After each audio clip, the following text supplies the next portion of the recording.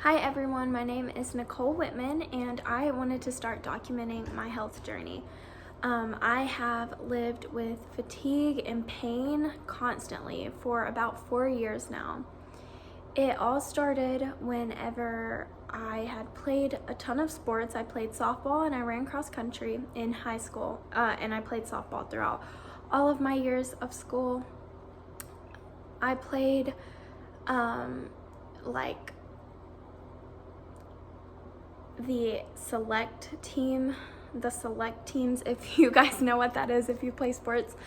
And we traveled, we did so much, and I had the most energy. I was the most hyper child in the universe. My parents will attest to that. I had the most energy. I was constantly going and going. I would run miles every week. I would play so many tournaments and so many softball games. And then I broke my hip, or fractured my hip, and I also had herniated discs in my back, which was, I guess it wasn't weird because I was probably overworking my muscles a ton, and that just caused a ton of pain. And from there I just quit softball, and then I just exclusively ran cross country. And during that, I got mono. I assume it's from all of us sharing drinks and stuff and drinking at water fountains at the different races and everything. And I started coming in last place, which is something that never happened. I was on varsity and I usually was about the middle range for our 5Ks that we would run, and I just started coming in last place or close to last, and we were really confused. So I went to my pediatric doctor at that point because it was when I was 18. I'm pretty sure it was my last year of college, or else the year before my last year, so it may have been 17 and 18.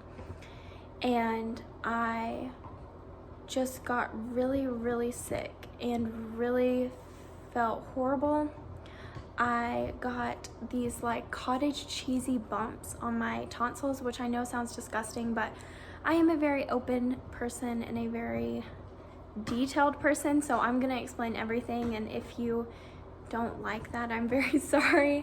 I got like these bumps. They smelled, they hurt so bad. It was horrible, absolutely horrible. I was in pain. I could not stay awake. I couldn't eat, I could barely talk, I did not want to do anything, and I ended up going to my pediatric doctor, like I said, multiple times, and they kept prescribing me antibiotics. They kept giving me steroid shots in my butt, and they just didn't know what it was when it was clearly mono the whole entire time. So after about 2 months of antibiotics, I went to a ear, nose, and throat doctor, and he was like, yes, it's mono. It's been mono the whole entire time. I don't know how they didn't know that. But at this point, we assumed, since I had been put on so many antibiotics, my immune system was completely messed up, whacked, completely wrecked. And so I ended up having to get a pneumococcal titers vaccine, which I think is the shot you get when you're a child that helps you fight off like colds and pneumonia and all that. But my body was not even well enough to fight off a common cold. And this was right before I was about to leave for college, which I went to college at Boyce, if any of you know what that is. It's like the undergraduate college of the Southern Baptist Theological Seminary in Kentucky. And I just had no energy all the time. I did things with friends, but I was constantly pushing my body and making it harder. I got sick all of the time in college with colds or sinus infections, stuff like that. And I guess all of that just really wore on my body. And I ended up only doing 1 year on campus, and then I came home because my now husband and I got engaged when I got back. And my husband's name is Jacob. We're both 21, and we have a dog together, and we live in Tennessee, but that doesn't even matter. But anyway, and so I came back and just needed to sleep all of the time and felt horrible and was in a ton of pain. And also previously I got a random rash on my mouth that no one could figure out what it was. And over again, we were just hearing, I'm sorry, we don't know what is wrong with you. And that's still what I'm hearing today. We have gone to countless doctors. No one knows what's wrong. I have some GI issues, some womanly issues, just a ton of things that are going on that aren't very specific. They're just very sporadic symptoms. And we really don't know what's going on. Recently, I went to Mayo Clinic in Jacksonville, Florida, which is like an 8-hour drive. And the rheumatologist, which this is what I'm used to, but it still made me upset. The rheumatologist, because the Mayo Clinic is supposed to be the best of the best, the rheumatologist literally completely dismissed me. She was like, I mean, we can figure out what's wrong with you, but there's nothing we're gonna be able to do about it. She looked at my paperwork and told me this is way more tests than what I would have ran.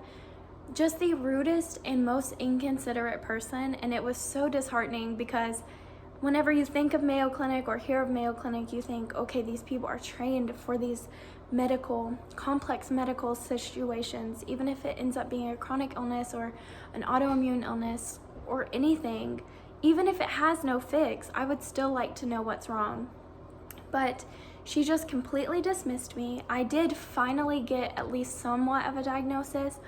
I got diagnosed with fibromyalgia, and also all of my joints were hypermobile, which is something we definitely want to look into. I would like to go to an Ehlers-Danlos syndrome, I think is how you say it. I'm sorry if I pronounced it wrong. I would like to go to a specialist for that, for my joint hypermobility, because I think that could be causing a lot of the pain and fatigue. But I just wanted to create a platform where people like me can relate and come together and love on one another and build each other up. I just am struggling with finding God's purpose for my life, and I feel like his purpose is to just help others who are suffering as well. Even if it's not with an illness, even if it's with anything in life, people who know suffering firsthand can just relate and help so much better.